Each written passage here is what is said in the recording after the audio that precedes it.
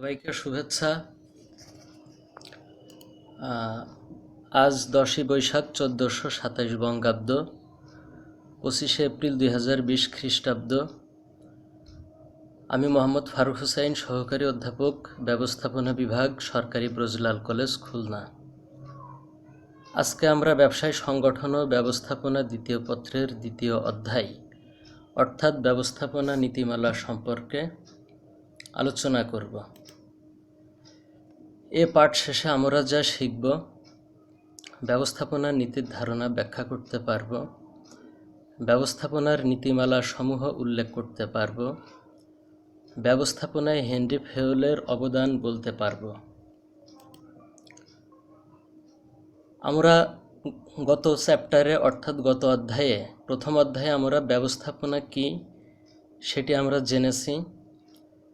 প্রখ্যাত ব্যবস্থাপনা বিশারদ হ্যারল্ড কুঞ্জ এবং ওয়েরিসের সংজ্ঞার সাথে আমরা ইতোমধ্যেই পরিচিত হয়েছি, তাই আমি সামনে এগোতে চাচ্ছি।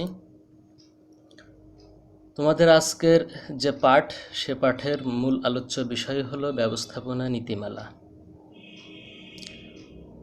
তো ব্যবস্থাপনা নীতিমালা জানার আগে আমাদের জানা দরকার নীতিমালা কি। নীতিমালা কি এটিও আমরা ওয়েরিস এবং কুঞ্জের একটি প্রামাণ্য সংজ্ঞা আছে যেটি সারা বিশ্বে ব্যবহৃত হয়ে থাকে, সেই সংজ্ঞাটি আমরা দেখব। অর্থাৎ নীতিমালা হচ্ছে কতগুলো মৌলিক সত্য অথবা অনুমিত সত্য যা দুই বা ততোধিক চলকের মধ্যে সম্পর্ক ব্যাখ্যা করে। এখানে খুবই গুরুত্বপূর্ণ যে টার্মিনোলজি বা পরিভাষা, সেটি হলো চলক। অর্থাৎ নীতিমালার মধ্যে অবশ্যই চলক থাকতে হবে, সেটি কমপক্ষে দুইটি এবং তার থেকে বেশিও হতে পারে, এবং এই দুইটি চলকের মধ্যেই সম্পর্ক স্থাপন করার জন্য কিছু অ্যাজাম্পশান বা অনুমিত সত্য ধরা হয়, সেগুলোর মাধ্যমেই আমরা নীতিমালাগুলো সিলেক্ট করে থাকি। ঠিক তদ্রূপ ব্যবস্থাপনা নীতিমালাও সারা বিশ্বে ব্যবহৃত হয়ে আসছে বিভিন্ন সংস্থাতে ইফেক্টিভলি এবং ইফিশিয়েন্টলি। তো আমরা ব্যবস্থাপনা নীতিমালার সংজ্ঞাটিও দেখব। আমরা জানি আধুনিক ব্যবস্থাপনার জনক হলেন হেনরি ফেয়োল এবং বৈজ্ঞানিক ব্যবস্থাপনার জনক হলেন এফ.ডব্লিউ. টেইলর। তা আমরা এফ.ডব্লিউ. টেইলরের ব্যবস্থাপনা নীতিমালার যে সংজ্ঞাটি, সেটি একটু দেখি।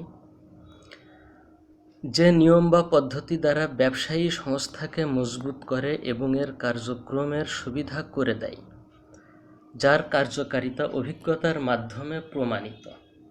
আমি আবারও বলছি, যার কার্যকারিতা অভিজ্ঞতার মাধ্যমে প্রমাণিত, তাই হলো ব্যবস্থাপনা নীতিমালা। এখন এই নীতিমালা সমূহ সারা পৃথিবীতে সমস্ত বিজনেস অর্গানাইজেশনগুলোতে ব্যবহৃত হয়ে আসছে দীর্ঘদিন ধরে। তা আমরা দেখি ব্যবস্থাপনার সেই মৌলিক সত্য বা স্বতঃসিদ্ধ নীতিমালাগুলো কি কি, বা কোন কোন নীতিমালা সারা পৃথিবীতে বিভিন্ন ব্যবসায়ী সংস্থাগুলোতে ব্যবহৃত হয়ে আসছে। তোমরা একটু খেয়াল করো, এই যে যে চিত্রটি তোমরা দেখতে পাচ্ছ, যার ছবি তোমরা দেখতে পাচ্ছ, ইনাকে তোমরা ইতিমধ্যে চিনেছ। ইনি কে? হ্যাঁ, তোমরা সমস্যারে যেটি বললে, তিনি হলেন হেনরি ফেয়োল, যাকে আমরা আধুনিক ব্যবস্থাপনার জনক হিসেবে আখ্যায়িত করে থাকি। আধুনিক ব্যবস্থাপনার জনক হেনরি ফেয়োল এই ব্যবস্থাপনার স্বতঃসিদ্ধ কয়েকটি নিয়ম দিয়েছেন। তোমরা তাও ইতোমধ্যে জেনেছ। কয়টি নিয়ম দিয়েছে তোমরা কি কেউ বলতে পারবে? হ্যাঁ, ঠিকই বলেছ তোমরা।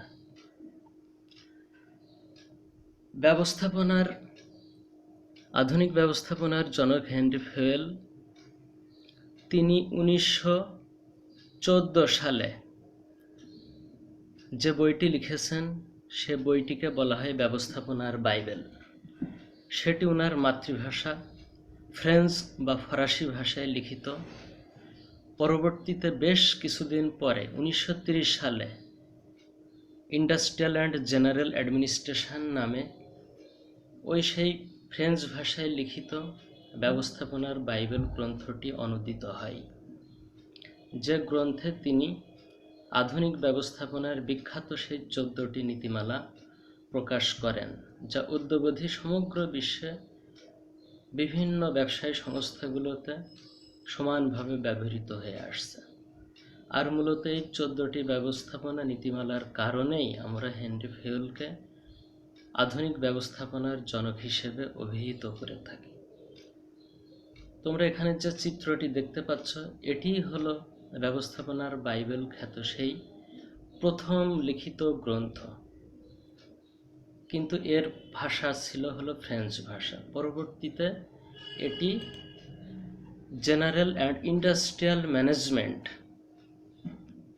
নামে ইংরেজিতে অনূদিত হয় 1930 সালে। এখানে যে ছবিটি তোমরা দেখছো সেটি হলো সেই গ্রন্থেরই ইংরেজি অনূদিত ভার্সন। হ্যাঁ, হেনরি ফেউল দিয়েছেন 14টি নীতিমালা, আমরা এখানে সেটাই দেখলাম যে 14 প্রিন্সিপালস অফ ম্যানেজমেন্ট। এখন সেই 14টি নীতিমালাগুলো কি কি? 14টি নীতিমালাগুলো আমাদেরকে মুখস্থ রাখতে হবে as a student of management or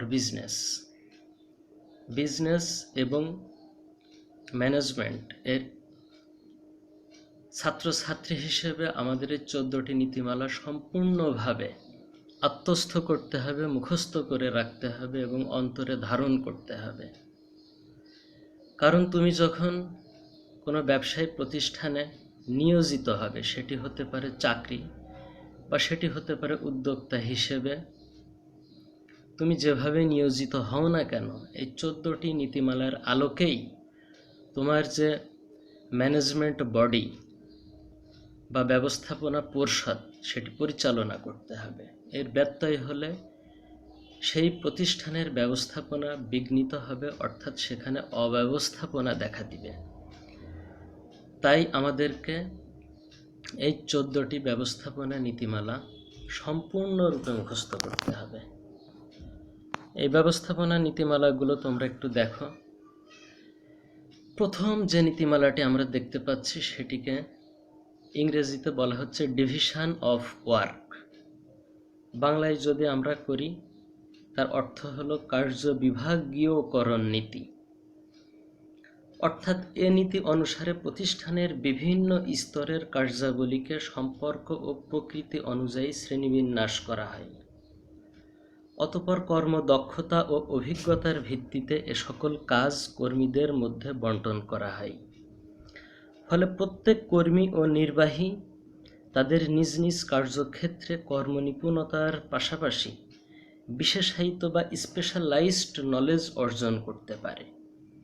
যেমন হিসাব বিজ্ঞান সংক্রান্ত কাজগুলো যদি একজন সিএ বা চার্টার্ড অ্যাকাউন্টেন্ট এর উপর অর্পণ করা হয়, তাহলে প্রতিষ্ঠান বিশেষায়িত সেবা পাবে।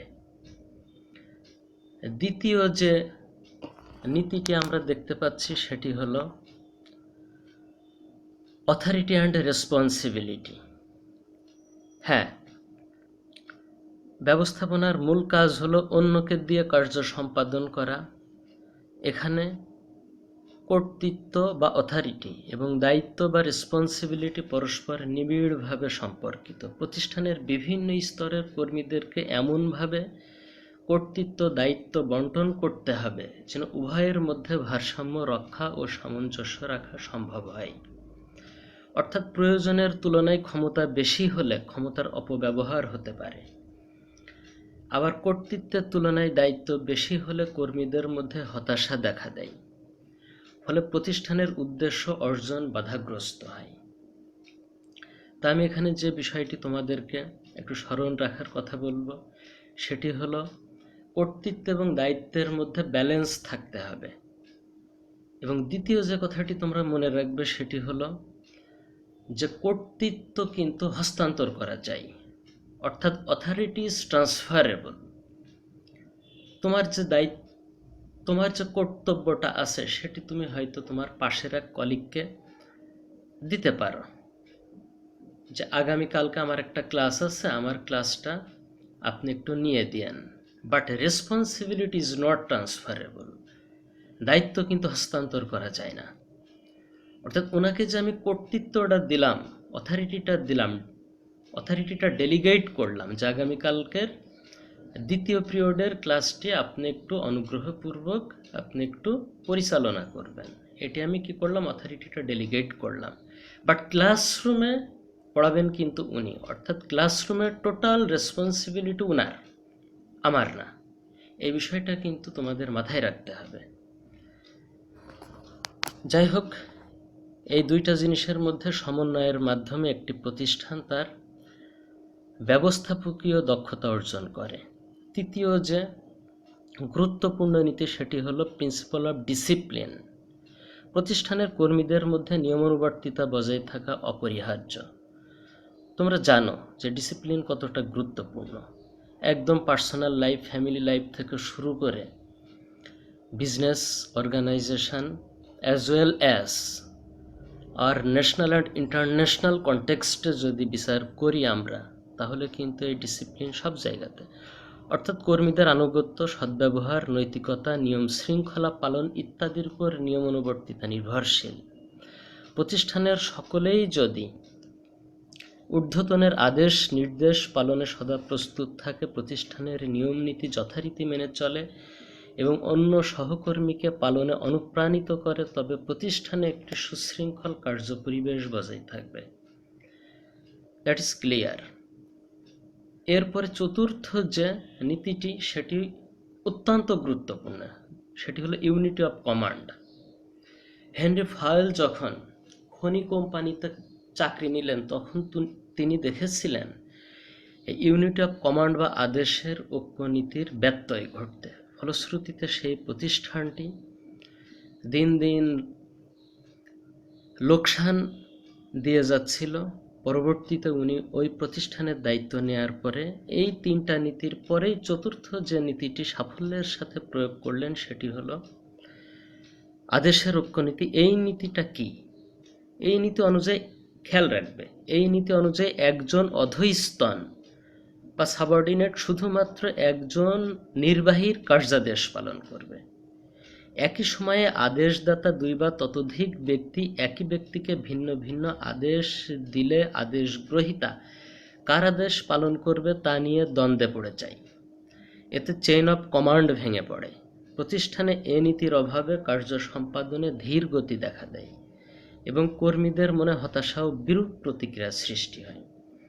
অর্থাৎ একজন অধস্তন শুধুমাত্র তার নিয়ার যে বস, নিকটস্থ যিনি নির্বাহী বা এক্সিকিউটিভ, ওনার কাছ থেকে কমান্ড নেবেন। এরপরে হেনরি ফায়েল ওনার প্রতিষ্ঠানে ইউনিটি অফ ডিরেকশন বা নির্দেশনার ঐক্য স্থাপন করেন। এই নীতি অনুযায়ী একটিমাত্র লক্ষ্য ও পরিকল্পনাকে কেন্দ্র করে প্রতিষ্ঠানের যাবতীয় নির্দেশ প্রদান করা হবে। খেয়াল রাখবে, অর্থাৎ প্রতিষ্ঠানে একটি কেন্দ্রীয় গোল থাকবে এবং প্ল্যান থাকবে, অর্থাৎ ভিশন থাকবে। সেই ভিশন অনুযায়ী যাবতীয় নির্দেশ প্রদান করা হবে। শুধুমাত্র একজন নির্বাহী নির্দেশনাধীন থাকলে চলবে না। নির্বাহী কর্তৃক বিভিন্ন সময়ে জারিকৃত নির্দেশগুলোর মধ্যে মিল ও সামঞ্জস্য থাকতে হবে। পরস্পর বিরোধী নির্দেশ জারি করলে অধস্তন কর্মীর পক্ষে কোনো নির্দেশই সঠিকভাবে পালন সম্ভব হবে না। যদি কর্তৃপক্ষ 10% উৎপাদন বৃদ্ধির লক্ষ্যে উৎপাদন বিভাগে নতুন কর্মী নিয়োগ দেয়, কিন্তু বিক্রয় বিভাগে যদি নিয়োগ না দেয়, তাহলে উৎপাদিত পণ্য বিক্রয় কর্মীর অভাবে অবিক্রিত থেকে যাবে। খেয়াল করবে। ফলশ্রুতিতে কি হবে? নির্দেশনার ঐক্যের অভাবে প্রতিষ্ঠানটি ক্ষতিগ্রস্ত হবে। অর্থাৎ কেন্দ্রীয় পরিকল্পনা বা কেন্দ্রীয় লক্ষ্য বা কেন্দ্রীয় ভিশন বা রূপকল্পের আলোকে কিন্তু ইউনিটি অফ ডিরেকশনটা পালিত হবে। তাহলেই প্রতিষ্ঠানের যে কেন্দ্রীয় লক্ষ্য সেটি অর্জিত হবে। এরপরে 6 নাম্বার যেটি খেয়াল করো, subordinate of individual interest to general interest. অর্থাৎ ব্যক্তি স্বার্থ জলাঞ্জলি দিতে হবে প্রতিষ্ঠানের স্বার্থের কাছে। ব্যক্তির চেয়ে গোষ্ঠী এবং গোষ্ঠীর চেয়ে প্রতিষ্ঠান বড়, তাই কখনো সাধারণ স্বার্থের বিনিময়ে ব্যক্তিগত স্বার্থ রক্ষা করা চলবে না। এরপরে যে নীতি সেটি হলো প্রিন্সিপালস অফ রেমুনারেশন, অর্থাৎ পারিশ্রমিকের নীতি। কোনো কর্মীর কর্মের আর্থিক মূল্যই হচ্ছে পারিশ্রমিক। কর্মীদের জীবন ধারণের খরচ, সময়কাল, অর্থনৈতিক অবস্থা, শ্রম চাহিদা, যোগ্যতা, মূল্যবোধ, টেস্ট, বিলিফ, ইথিক্স ইত্যাদি বিবেচনা করে পারিশ্রমিকের নীতি প্রণয়ন করা হয়। ন্যায্য পারিশ্রমিক শ্রমিকদের দৈহিক মানসিক শক্তি বৃদ্ধির সাথে সাথে কার্যের মান বৃদ্ধি করে থাকে। উপযুক্ত পারিশ্রমিক না পেলে কর্মীরা ব্যবস্থাপকীয় কাজে নিজেকে সক্রিয়ভাবে আত্মনিয়োগ করবে না। সুতরাং অবশ্যই একটি প্রতিষ্ঠানে সুষ্ঠু এবং সুন্দর পারিশ্রমিকের নীতি থাকতে হবে, নইলে এজেন্সি প্রবলেম দেখা দিবে। এরপরের যে নীতি সেটি হলো সেন্ট্রালাইজেশন অ্যান্ড ডিসেন্ট্রালাইজেশন, অর্থাৎ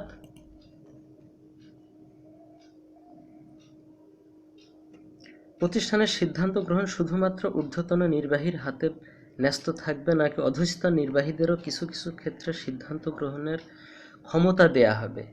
এ নীতির মূল প্রতিপাদ্য বিষয় হলো সেটি, অর্থাৎ কিছু ক্ষমতা থাকবে কেন্দ্রের হাতে এবং কিছু ক্ষমতা দিয়ে দিতে হবে অধস্তনদের হাতে। এরপরে হলো স্কেলার চেইন বা জোড়াময় শিকলের নীতি। এ নীতিটি অত্যন্ত গুরুত্বপূর্ণ। এ নীতি অনুযায়ী ব্যবস্থাপনার কর্তৃত্ব রেখা ধাপে ধাপে উচ্চতর হতে নিম্ন স্তরে নেমে আসবে। এ শিকলটি কর্তৃত্বের প্রবাহ নির্দেশ করে। এ নীতি অনুযায়ী সাংগঠনিক নিয়মে প্রতিটা ব্যক্তি, বিভাগ ও উপবিভাগকে একটির সাথে অন্যটিকে সংযুক্ত করে এই শিকলের অধীনে সবাইকে আবদ্ধ করতে হয়। যেমন এক্সাম্পল দিলে বুঝবে, একটি প্রতিষ্ঠানে ধরো, একটি উৎপাদনশীল প্রতিষ্ঠানে পারচেজিং ডিপার্টমেন্ট আছে, অর্থাৎ তারা পারচেজ করে, সেটি র ম্যাটেরিয়ালস সাধারণত বা কাঁচামাল সংগ্রহ করে। আরেকটি ডিপার্টমেন্ট আছে প্রোডাকশন ডিপার্টমেন্ট, আরেকটি ডিপার্টমেন্ট আছে প্রোডাকশনের পরে যেটি, সেটি হলো ওয়্যার হাউজিং বা গুদামজাতকরণ করা হয়।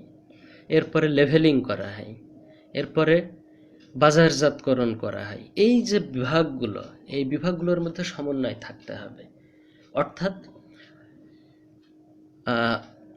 যিনি কাঁচামাল সংগ্রহের দায়িত্ব থাকবেন বা পারচেজিং ডিপার্টমেন্টের যিনি ম্যানেজার আর এই দিকে মার্কেটিং ম্যানেজার, দুইজনের সমান মর্যাদা থাকতে হবে, সমমর্যাদা, সমগ্রেড থাকতে হবে, সমগ্রেডের কর্মকর্তা হতে হবে।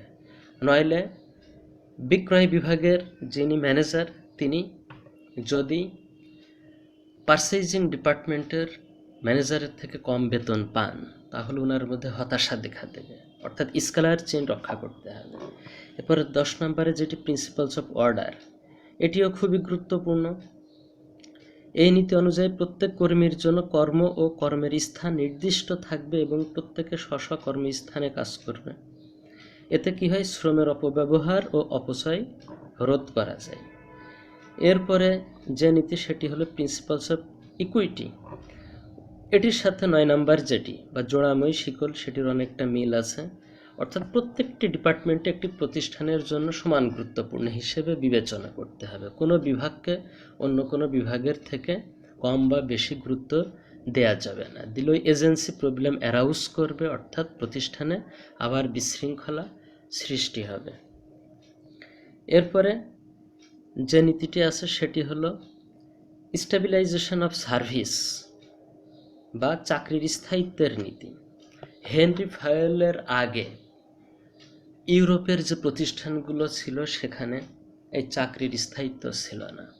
হঠাৎ করে দেখা যেত যে টপ ম্যানেজমেন্ট অধস্তনদেরকে ছাঁটাই শুরু করেছে। ফলশ্রুতিতে সবসময় সাবঅর্ডিনেটরা হতাশার মধ্যে থাকতো বা টেনশনের মধ্যে থাকতো, এই আমার চাকরি চলে গেল। এই কারণে হেনরি ফায়েল তিনি খনি কোম্পানির দায়িত্ব নেওয়ার পরে, পরবর্তীতে স্টিল কোম্পানিতে আসেন। স্টিল কোম্পানির দায়িত্ব নেওয়ার পরে উনি এই নীতিটি প্রয়োগ করেন এবং উনার প্রতিষ্ঠানে যে বিশৃঙ্খলা ছিল সেটি মিনিমাইজ হয়। মিনিমাইজ হওয়ার পরে সেই স্টিল কোম্পানিটি not only France but also all over the ইউরোপের মধ্যে একটি সম্মানজনক অবস্থানে পৌঁছে যায়। এরপরে 13 নম্বর যে নীতি সেটি হলো প্রিন্সিপালস অফ ইনিশিয়েটিভ, অর্থাৎ অধস্তনদেরকে উদ্ভাবনী ক্ষমতার সুযোগ দিতে হবে। প্রত্যেকটা মানুষের মধ্যে ক্রিয়েটিভিটি আছে এবং আমরা জানি creativity turns to go innovation, অর্থাৎ একজন অধস্তন সে যতই ছোট চাকরি করুক না কেন, ছোট জায়গাতে চাকরি করুক না কেন, তার মধ্যে ক্রিয়েটিভিটি থাকতে পারে এবং ওই ক্রিয়েটিভিটি বা সৃজনশীলতা বিকাশের সুযোগ দিতে হবে। এই সুযোগ দিলে, এই সুযোগের স্বীকৃতির মাধ্যমে প্রত্যেকেই তার স্ব কর্মে সৃজনশীল হবে এবং অত্যন্ত আগ্রহের সাথে কাজ করবে। ফলশ্রুতিতে প্রতিষ্ঠানে যেমন সৃজনশীলতা বৃদ্ধি পাবে এবং এক পর্যায়ে সেই প্রতিষ্ঠানে নতুন নতুন টেকনোলজি, নতুন নতুন মেথড, নতুন নতুন সিস্টেম আবিষ্কৃত হবে এবং এই সিস্টেম এবং এই পদ্ধতি বা মেথডগুলো তাকে অন্যান্য যে কম্পিটিটর বা কম্পিটিটিভ অর্গানাইজেশন আছে সেগুলোর থেকে মার্কেটে এগিয়ে রাখবে এবং ফলশ্রুতিতে সে মার্কেট লিডার হিসেবে, সেই কোম্পানিটি মার্কেট লিডার হিসেবে মার্কেটে পরিগণিত হবে। ফাইনালি ইউনিটি অফ স্ট্রেংথ, যেটিকে ফরাসি ভাষায় বলা হয় এসপ্রিট ডি কর্পস বা একতাই বল, যেখানে একতা সেখানেই শক্তি। হেনরি ফয়েল এই নীতিটি প্রয়োগ করেন এবং তিনি মনে প্রাণে বিশ্বাস করতেন প্রতিষ্ঠানের বিদ্যমান সকল কর্মীকে একই সুতোয় বেঁধে টিম স্পিরিট তৈরি করে লক্ষ্যপানে এগিয়ে যেতে হবে, তাহলেই সেই কোম্পানি তার কাঙ্ক্ষিত যে লক্ষ্য বা সিলেক্টেড এইমস বা সিলেক্টেড গোলসগুলো অ্যাকমপ্লিশ বা অ্যাচিভ করতে পারবে।